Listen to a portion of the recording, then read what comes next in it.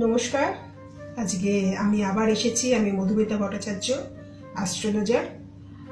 আমার astro zodiac চ্যানেলে আপনাদের স্বাগত। সবার খুব ভালো থাকুন এই শুভেচ্ছা জানিয়ে আমি শুরু করছি। আজকে আমি কথা বলবো যে আমাদের যে 12টা রাশি আছে, এই 12টা রাশির মধ্যে আমরা কেউ না, মানে সবাই 12টা রাশিরই অন্তর্ভুক্ত, এক একজন এক একটা রাশি পেয়ে থাকি। এইবারে আজকে এটাই বলতে এসেছি যে এই 12টা রাশি অনুযায়ী কার মানসিক পরিচয়, মানে মানসিকতাটা কার কিরকম থাকবে, বা কতখানি মানসিক দৃঢ়তা বলুন, বা মানসিক যে ভাবগতিকটা কার কিরকম হবে।